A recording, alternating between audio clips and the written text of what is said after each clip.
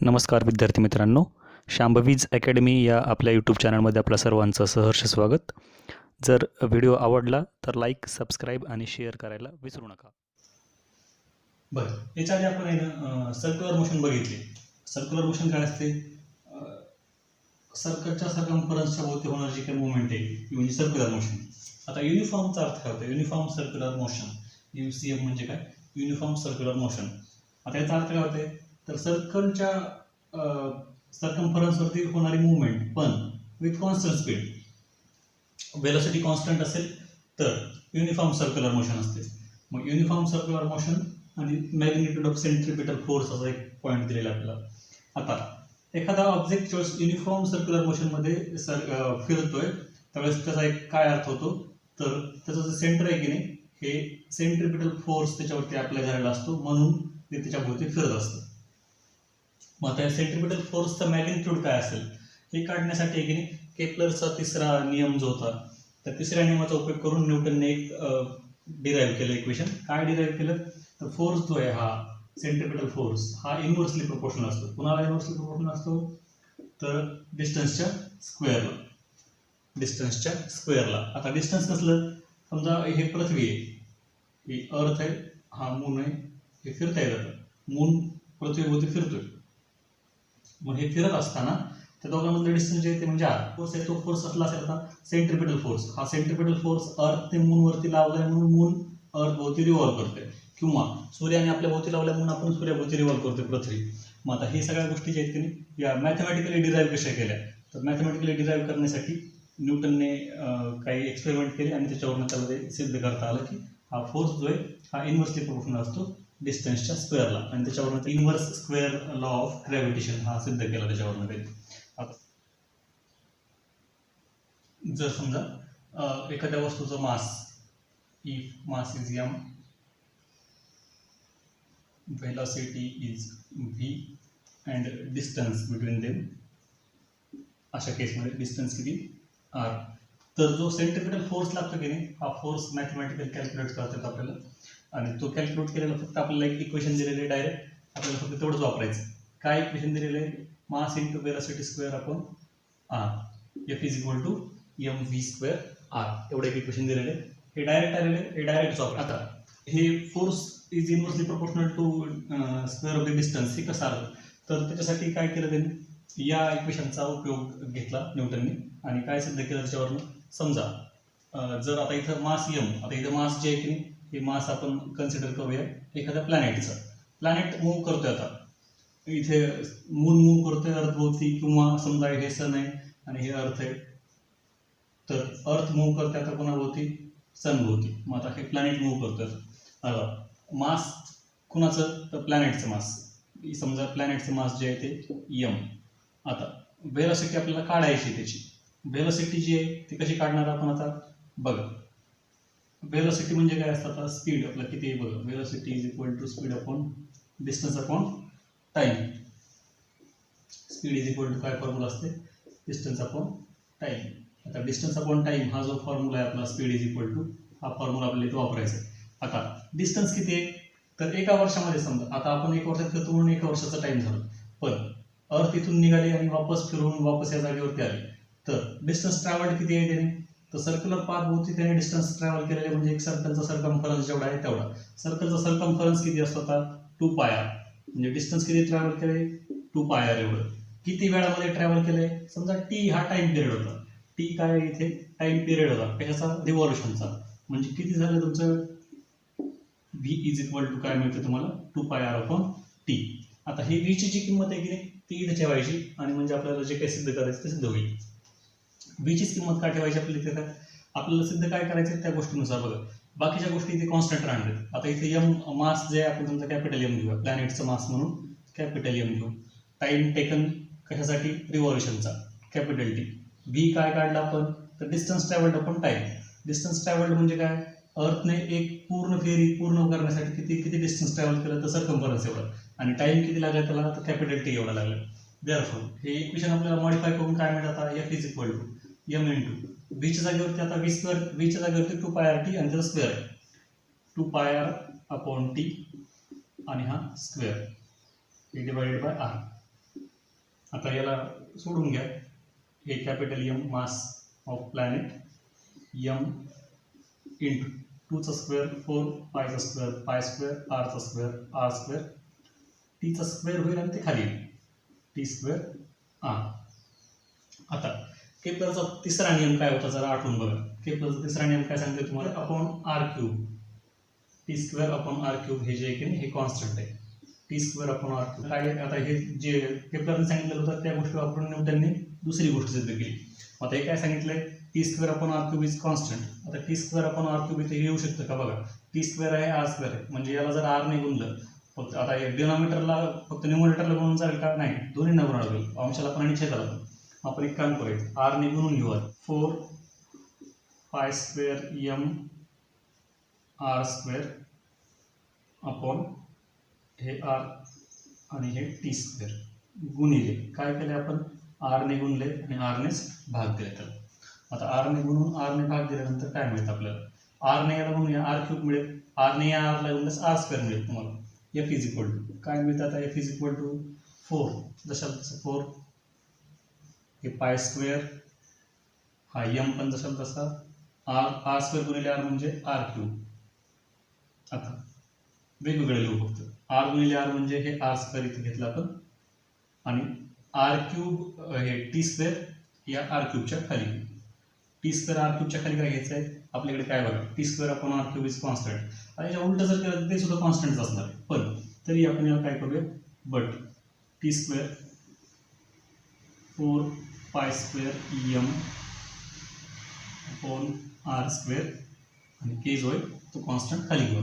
T square upon r क्यूबची किंमत जर कॉन्स्टंट असेल तर आर क्यूब अपॉन टी स्क्वेअरची किंमत काय येईल, आर क्यूब अपॉन टी स्क्वेअरची किंमत येते 1/k. आता केच कॉन्स्टंट असल्यास 1/k सुद्धा काय असेल, कॉन्स्टंटच असेल. इथे बघा 4 ची व्हॅल्यू चेंज होत नाही, पायची व्हॅल्यू चेंज होत नाही, मास ऑफ प्लॅनेट चेंज होत नाही, के ची व्हॅल्यू पण चेंज होत नाही, म्हणजे एवढे सगळे कॉन्स्टंट झाले. Therefore F is equal to हे सगळं कॉन्स्टंट एका बाजूला घेऊ, 4 pi square m upon k into 1/r square. काय काय कॉन्स्टंट आहे, 4 कॉन्स्टंट आहे, पाय कॉन्स्टंट आहे, एम कॉन्स्टंट आहे, के कॉन्स्टंट आहे. एवढे सगळे कॉन्स्टंट जर असतील तर हे कॉन्स्टंट काढून आणि इक्वल टू चिन्ह काढून आपल्याला इथे प्रोपोर्शनॅलिटीचं साईन देता येतं. F is directly proportional, inversely proportional, inversely proportional. F is inversely proportional to r square. त्याला कारण काय लागलं तुम्हाला, since 4 pi square m upon k is constant. हे सिद्ध झालं. आता F is inversely proportional to r square. त्याच्यावरून न्यूटनने काय सांगितलं आपल्याला, न्यूटनने काय सांगितलं, हा फोर्स म्हणजे काय, आता सेंट्रिपिटल फोर्स आहे. कशासाठीचा सेंट्रिपिटल फोर्स आहे, तर एखादं प्लॅनेट आहे त्या प्लॅनेटला सनच्या भोवती रिव्हॉल्व करण्यासाठी जे काही फोर्स लागणार आहे सेंट्रिपिटल फोर्स, ते फोर्स म्हणजे एफ आहे. आता ह्या फोर्सचं जे काही हा फोर्स जो आहे हा काय सांगितलं तुम्हाला, तर त्याच्या डिस्टन्सच्या स्क्वेअरच्या इनव्हर्सली प्रोपोर्शनल आहे. Force is inversely proportional to square of the distance. मग हा याच्यावरून त्याने काय कन्क्लूड केलं, तर हा जो फोर्स आहे एफ सेंट्रिपिटल फोर्स हा फोर्स ऑफ ग्रॅव्हिटी आहे आणि फोर्स ऑफ ग्रॅव्हिटीनुसार त्याने नवीन एक लॉ सांगितला, तो म्हणजे inverse square law of gravitation. मग आता हा लॉ जो आहे तो inverse square law of gravitation. आणि ग्रॅव्हिटी फोर्स ऑफ ग्रॅव्हिटेशन किंवा ग्रॅव्हिटेशनल फोर्स जो आहे की नाही, ग्रॅव्हिटेशनल फोर्स हा विकेस्ट फोर्स आहे, one of the weakest force. मग आता विकेस्ट फोर्स याचा अर्थ काय, तर त्याची तीव्रता खूप कमी असते. ग्रॅव्हिटेशनल फोर्स एक एक्झाम्पल तुम्हाला सांगतो मी, लक्षात येईल तुमच्या. बघा, 2 व्यक्ती जर एका बेंचवरती बसल्या, 2 व्यक्ती जर 2 ऑब्जेक्ट जर एका ठिकाणी ठेवले, समजा एका बेंचवरती आपण ठेवले, तर दोघांचे फोर्स ऑफ अट्रॅक्शन असते एकमेकांकडे. ते दोघे एकमेकांकडे सरकायला पाहिजे पण सरकत नाही. का बरं, तर त्यांना अपोज करणारा फोर्स जे ते अट्रॅक्ट करणाऱ्या फोर्सपेक्षा जास्त तीव्र असतं, त्यामुळे ते एकमेकांकडे सरकू शकत नाही. असं असलं की विकेस्ट फोर्स असला हा ग्रॅव्हिटेशनल फोर्स, तरीही हा सगळ्या युनिव्हर्सला एकत्र बांधून ठेवण्याचं काम त्याने केलेलं आहे. आणि त्याच्यामुळेच पृथ्वीवरती जीवन आहे, पृथ्वी सूर्याभोवती फिरते, पृथ्वीवरती वातावरण आहे, या सगळ्या गोष्टी ज्यात नाही या ग्रॅव्हिटेशनमुळेच शक्य आहे. ग्रॅव्हिटी नसतं तर आपणही कदाचित पृथ्वीवरती नसलो असतो. त्याच्यानंतरचे 2 पॉईंट काय बघा आपल्याला दिलेले, अर्थ ग्रॅव्हिटेशनल फोर्स आणि अर्थ ग्रॅव्हिटेशनल ॲक्सेलरेशन. या अर्थ ग्रॅव्हिटेशनल ॲक्सेलरेशन दुसरं एक नाव आहे ॲक्सेलरेशन ड्यू टू ग्रॅव्हिटी. आता अर्थ ग्रॅव्हिटेशनल फोर्स काय असते, त्याच्या आधी आपल्याला एक एक्सपेरिमेंट सांगितलं, काही प्रश्न विचारले होते. काय प्रश्न आहे, समजा आपण एखादा दगड जर किंवा चेंडू दगड काही असेल आपण समजा पृथ्वीवरनं वरती फेकला, तर तो वर वर वर कुठपर्यंत जाते आणि वर गेल्यानंतर तो पूर्ण वर निघून जातो का, किंवा खाली येताना कसा येतो, का येतो, या सगळ्या प्रश्नांची काही उत्तर इथे विचारले आहेत आपल्याला. काय काय प्रश्न बघा. Will the velocity change. आता असा एक प्रश्न आहे पहिल्यांदा. बघा, आपण ज्यावेळेस सुरुवातीला इथून चेंडू फेकूवर त्यावेळेस त्याचा वेग जो आहे की नाही हा कमी कमी कमी होत जाऊन शून्यावरती होणार आहे. तर वेग किती होणार आहे, नंतर जाऊन शून्य होणार आहे. मग हा वेग चेंज होते का, होतोय, म्हणजे वेलोसिटी चेंज होते. हाऊ कशी चेंज होते, जसं जसं डिस्टन्स वाढेल तसं तसं वेलोसिटी कमी होत जाणार आहे आणि सर्टन पॉईंटला 0 होणार आहे. हा चेंडू फेकलेला जो आहे तो बाहेर का जात नाही असं म्हणते, मूव्ह अप, कॉन्स्टंटली मूव्ह का होत नाही वरच्या बाजूला. त्याला कारण काय असतं, तर हे ग्रॅव्हिटेशन फोर्स कारण असतं. काय असतं बघा, आता पृथ्वीच्या जवळ जेवढे काही ऑब्जेक्ट आहेत की नाही एवढ्या सगळ्या ऑब्जेक्टला पृथ्वी एका कॉन्स्टंट फोर्सने तिच्याकडे अट्रॅक्ट करत असते. आता हे डिरेक्शन कुठं असते अट्रॅक्शनची, तर सेंटर ऑफ मासला. सेंटर ऑफ मास कुठे आहे पृथ्वीचं, तर सेंटरला आहे. मग या सेंटरकडे सगळ्या गोष्टींची डिरेक्शन असते. समजा एखादा ऑब्जेक्ट आहे, तो मून आहे समजा हा. आता हा मून सुद्धा काय तेवढ्याच फोर्सने इकडे अट्रॅक्ट केलेला असतो. कुठे, सेंटरकडे. मग टुवर्ड सेंटर का बरं, तर सेंटर ऑफ मास अर्थचं कुठे, तर सेंटरला आहे, म्हणून मग सेंटरकडे अट्रॅक्ट केलेलं असतं सगळ्या गोष्टी. वरवर का जात नाही, तर फोर्स जो आहे की नाही हा कंटिन्यू त्याला अट्रॅक्ट करत असतो सतत. मग आपण ज्यावेळेस एखादा इनिशियल व्हेलोसिटीने आपण एखादा समजा ऑब्जेक्ट वर फेकला तर त्याची व्हेलोसिटी कमी कमी होत जाते, शून्य होते आणि खाली येतो. Y does it fall down, का खाली येतो, तर फोर्स ऑफ अट्रॅक्शन खालून ओढतोय त्याला, म्हणजे त्याची व्हेलोसिटी कमी होणार आहे. एका पॉईंटला व्हेलोसिटी 0 झाली की तो या ग्रॅव्हिटेशनल फोर्समुळे खाली येणार आहे परत. मॅक्सिमम हाईट डिपेंड अपॉन, कशावरती डिपेंड असेल मॅक्सिमम हाईट, कशावरती डिपेंड असेल मॅक्सिमम हाईट, तर इनिशियल व्हेलोसिटीवरती. यू जेवढी जास्त असेल म्हणजे इनिशियल व्हेलोसिटी तेवढं तो वर जाईल. बरं, हा ग्रॅव्हिटेशनल फोर्स जो आहे की नाही हा कारणीभूत आहे या सगळ्या गोष्टींसाठी. कुठल्या, सफरचंद खाली पडलं, का पडलं, ग्रॅव्हिटेशनल फोर्समुळे पडलं. चंद्र पृथ्वीच्या एका पर्टिक्युलर ऑर्बिटमध्ये फिरतोय, पृथ्वीभोवती का फिरतोय, तर ग्रॅव्हिटेशनल फोर्समुळे फिरतोय. मग ग्रॅव्हिटेशनल फोर्सची डिरेक्शन कुठं असते, तर सेंटरला, सेंटर ऑफ मासला. सेंटर ऑफ मास कुठे आहे पृथ्वीचं, तर सेंटरला आहे, म्हणून व्हर्टिकली डाऊनवर्ड सगळ्या गोष्टी ज्या आहेत ना खाली पडताना व्हर्टिकली डाऊनवर्ड पडतात. आता काही न्यूमरिकल्स आपल्याला दिलेले आहेत, हे न्यूमरिकल्स जे आहेत की आपण सगळे एकदाच करूया शेवटी. दुसरा एक प्रश्न आपल्याला तिथं विचारलेला आहे तो म्हणजे काय, तर पृथ्वी समजा अट्रॅक्ट करते, ठीक आहे, पृथ्वी अट्रॅक्ट करते, पृथ्वीचा आकार मोठा आहे, पृथ्वीने अट्रॅक्ट केलं. मग छोटासा सफरचंद अट्रॅक्ट करत असेल का बरं पृथ्वीला त्याच्याकडे, सफरचंद जो आहे, ऍपल जो आहे तो अट्रॅक्ट करत असेल का, तर करतो. अट्रॅक्ट तो पण करतो, पृथ्वी पण करते. इक्वल फोर्स असतो दोघांनी लावलेला, इक्वल फोर्स लावून सुद्धा सफरचंदच खाली पडतो. असं का होतं, तर त्याला कारणीभूत आहे हे म्हणजे याचं प्रचंड मास, कोणाचं, पृथ्वीचं जे वजन आहे की नाही या सगळ्या गोष्टींना कारणीभूत आहे. पृथ्वीचं वस्तुमान जे आहे या सगळ्या गोष्टींना कारणीभूत आहे. मग सफरचंदाचं वजन आणि पृथ्वीचं वजनाची तुलना जर केली आपण, मास ऑफ ऍपल काय असेल, खूप खूप लहान असेल. किती लहान आहे, निग्लिजिबल आहे, अगदी 0 म्हटलं तरी चालतंय. कशाच्या तुलनेमध्ये, मास ऑफ अर्थच्या तुलनेमध्ये. मग एवढा डिफरन्स असताना काय होतं, जो अट्रॅक्ट करणारी गोष्ट आहे तो, आता इथं ऍक्सेलरेशन जे आहे की नाही हे डिपेंड करतं कशावरती. बघा, फोर्स तुम्हाला काय माहिती, दुसरा लॉ न्यूटनचा, force is equal to mass into acceleration. Force is equal to mass into acceleration. याच्यावरून ऍक्सेलरेशन काय माहिती तुम्हाला, force upon mass, force upon mass. आता फोर्स दोघांनी इक्वल लावलाय पण मास दोघांचे वेगवेगळे आहेत. म्हणजे याचा अर्थ काय, आता डिनोमिनेटर मध्ये एखादी गोष्ट आहे, एफ अपॉन एम आला तुमच्याकडे, का सफरचंदाचा मास जर घेतलं तुम्ही तर काय असेल बरं, ते खूप कमी असेल, म्हणजे हे या फ्रॅक्शनची किंमत जी आहे ती जास्त येणार आहे. आता पृथ्वीचं जर मास घेतला आपण, एम ऑफ ए घेतला आपण, तर हे जे फ्रॅक्शनची व्हॅल्यू आहे ही जास्त येणार आहे. आता F upon m of e घेतलं आपण, मास ऑफ अर्थ घेतलं, तर या फ्रॅक्शनची व्हॅल्यू निग्लिजिबल येऊन जाईल. मग निग्लिजिबल आल्यानंतर जर कोणाचं जास्त आलं होतं ऍक्सेलरेशन, तर ऍपलचं, म्हणून तो ऍपल खाली पडतो. आता आपल्याला इथे अर्थ ग्रॅव्हिटेशनल ऍक्सेलरेशन असं एक दिलेलं शब्द आहे. आता ऍक्सेलरेशन म्हणजे काय असतं तुम्हाला माहिती झालं. आता अर्थ ग्रॅव्हिटेशनल ऍक्सेलरेशन म्हणजे काय असतं, ग्रॅव्हिटीमुळे जे ऍक्सेलरेशन होतं ते म्हणजे gravitational acceleration. Acceleration due to gravity of earth is known as gravitational acceleration. आता पृथ्वीच्या अवतीभोवती असणाऱ्या सगळ्या गोष्टी आहेत की नाही या काय असतात, पृथ्वी स्वतःकडे खेचत असते, ओढत असते या ग्रॅव्हिटेशनल फोर्सनुसार.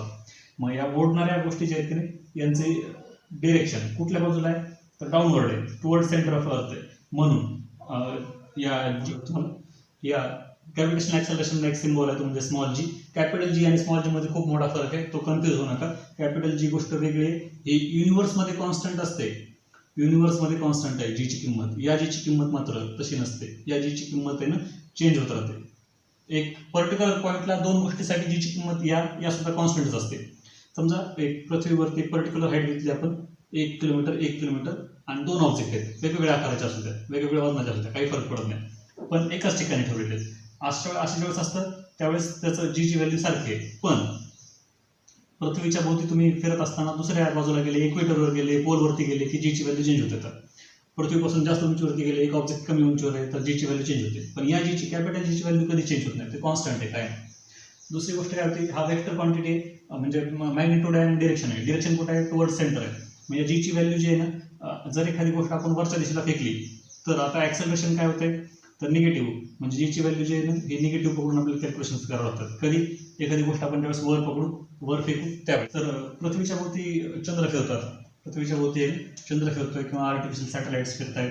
पृथ्वीच्या भोवती पृथ्वीचं सेंटर ऑफ मास आहे, हे मून त्याच्या भोवती रिव्हॉल्व करतोय. समजा आता मून रिव्हॉल्व करतोय, मग हा याच्यावरती मूनवरती फोर्स ऑफ अट्रॅक्शन आहे का, तर आहे. मूनवरती सुद्धा फोर्स ऑफ अट्रॅक्शन आहे. आर्टिफिशियल सॅटेलाइट्स असतील तुमचे, तर आर्टिफिशियल सॅटेलाइटवरती सुद्धा फोर्स ऑफ अट्रॅक्शन आहे का, अर्थचं आहे. मग हे खाली का पडत नाही, हे पृथ्वीवरती काही होऊन आढळत नाही. सफरचंदावरती पण फोर्स ऑफ अट्रॅक्शन होतं, सफरचंद पण त्याला ओढत होतं, पण सफरचंद खाली पडलं.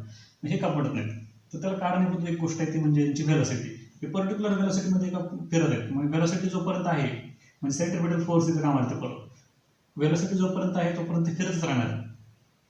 ज्या दिवशी यांची व्हेलॉसिटी बंद होईल त्या दिवशी ते पृथ्वीवरती येऊन आदळतील. मग त्यासाठी काय, व्हेलॉसिटी बंद होण्यासाठी काय गोष्ट व्हावी लागेल, सेंट्रिपिटल फोर्स निघून जावं लागेल. म्हणजे पृथ्वीचे जे फोर्स ऑफ अट्रॅक्शन ते निघून जावं लागेल, तर ते गोष्ट होऊ शकते. खाली दोन प्रश्न विचारतात. काय विचारतात बघा, what would happen if there were no gravity, what would happen if the value of g was twice as large. जर चेक करून बघा उत्तर काय मिळेल तुम्हाला. ते ग्रॅव्हिटी जर नसते तर काय झालं असतं, आणि जीची व्हॅल्यू कॅपिटल जीची व्हॅल्यू जर डबल झाली असते. कॅपिटल जीचा फॉर्म्युला कशासाठी होता बघा तुमचा, कसा होता तो, एफ इज इक्वल टू काय एफ फोर्स आहे जी M1 M2 upon D square किंवा आर स्क्वेअर. मग आता या फॉर्म्युल्यामध्ये जीची व्हॅल्यू जर ट्वाइस झाली तर काय होईल, फोर्स काय होईल, काय तुम्हाला उत्तर मिळतं बघा. मास आणि मास तर कॉन्स्टंट राहणार आहे, डिस्टन्स पण कॉन्स्टंट राहणार आहे. जीची व्हॅल्यू ट्वाइस झाली, फोर्स काय होईल बरं, फोर्स सुद्धा ट्वाइस होईल. आणि ग्रॅव्हिटी जर निघून गेली, ग्रॅव्हिटी जर नसते तर काय झालं असतं, ग्रॅव्हिटी नसते तर काय झालं असतं, तर या सगळ्या गोष्टी इथनं दूर गेल्या असतात. आपण सुद्धा पृथ्वीवरती राहील नसतो. पृथ्वीवरती आपण इथे उभा आहे, फिरू शकतो, चालू शकतो, बोलू शकतो. या सगळ्या गोष्टींसाठी काय कारणीभूत आहे तर ग्रॅव्हिटी. फिरण्यासाठी ग्रॅव्हिटी नसते तर पृथ्वीवरती पाणी राहिलं नसतं. त्याच्यानंतरचा काय पॉईंट आहे बघा, value of small g on surface of earth असे दिलेले आपल्याला व्हॅल्यू कॅल्क्युलेट करायची. त्यासाठी आपल्याकडे काय काय आहे बघा. Suppose M is mass of capital M घेऊया. आता मास ऑफ प्लॅनेट, आपल्याला न्यूटनचा ग्रॅव्हिटेशनल लॉ वापरायचा, universal gravitation law. Small m is mass of object.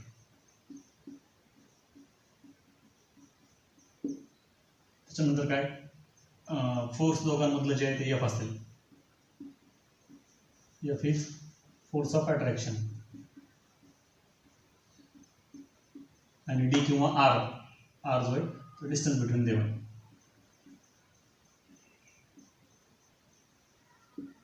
न्यूटनचा gravitational law नुसार आपल्याला काय म्हणतं, F is equal to G capital M small m upon. आता इथे आपण काय करतोय, ग्रॅव्हिटेशन जीची व्हॅल्यू करतो सरफेस ऑन अर्थ. आता अर्थवरती सरफेस अर्थवरती आहे म्हणजे काय, सेंटर ऑफ मास इथं आहे.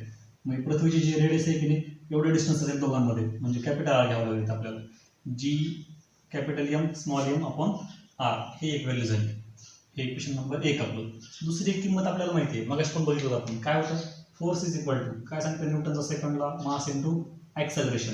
आता मास इंटू ॲक्सेलरेशन, आपण इथं ॲक्सेलरेशन काय, आता इथं ॲक्सेलरेशन ड्यू टू ग्रॅव्हिटी. म्हणजे Fला आपण F इज इक्वल टू काय लिहू शकतो, स्मॉल m इंटू जी, स्मॉल m इंटू जी. हे इक्वेशन नंबर 2. इक्वेशन 1 आणि इक्वेशन 2 इक्वेट करूया. काय फोर्स आहे, हा पण फोर्स आहे, मास इंटू ग्रॅव्हिटेशन आहे, ॲक्सेलरेशन ड्यू टू ग्रॅव्हिटी आहे, आणि हा F is equal to g m. आता इक्वेट करा, काय मिळतं बघा तुम्हाला, small m into g is equal to capital G into capital M into small m upon R square. Small m cancel होईल, काय व्हॅल्यू मिळते तुम्हाला, स्मॉल जी ची व्हॅल्यू मिळते. काय मिळाली बघा, स्मॉल जीची value capital G capital M upon R square. त्याचा अर्थ काय होते समजून घ्या. बघा कॅपिटल जी काय आहे तुमचं, कॅपिटल जी आहे ग्रॅव्हिटेशनल कॉन्स्टंट, त्याची व्हॅल्यू तुम्हाला माहिती आहे किती आहे, व्हॅल्यू ठेवलेली 6.673 into 10⁻11 into mass of earth. आता मास ऑफ अर्थ जे आहे हे ॲप्रॉक्सिमेट मास आपण पकडतो 6 इंटू 10⁻25 6 इंटू 10⁻24 किलो पकडलेली आपण 6.4 इंटू 10⁻6 मीटर. इथे एक अडचण होते या न्यूमरिकल्समध्ये या धड्याच्या, म्हणजे कॅल्क्युलेशन्स खूप मोठे आहेत आणि तुम्हाला कॅल्क्युलेशन्स करण्यासाठी कॅल्क्युलेटर अलाउड नाही. कॅल्क्युलेटर अलाउड नसताना हे मोठे कॅल्क्युलेशन्स करणं अवघड जातं. त्यासाठी तुम्हाला लॉगॅरिथम म्हणजे लॉग टेबलचा उपयोग करावा लागतो, तर ते गणित तुम्हाला सोडता येते. आता इथे डायरेक्ट व्हॅल्यू आपल्याला दिलेली ती म्हणजे किती आलेली, तर हे सगळे कॅल्क्युलेशन्स केल्यानंतर 9.77 मीटर पर सेकंड स्क्वेअर. कोणाची व्हॅल्यू आली, स्मॉल जीची. ही स्मॉल जीची व्हॅल्यू कुठे आली, ऑन सरफेस ऑफ अर्थ. आता पण हीच व्हॅल्यू कॉन्स्टंट आहे का, तर नाही. ही व्हॅल्यू जी आहे ना ही प्रत्येक वेळेला चेंज होते. का चेंज होते त्याचं उत्तर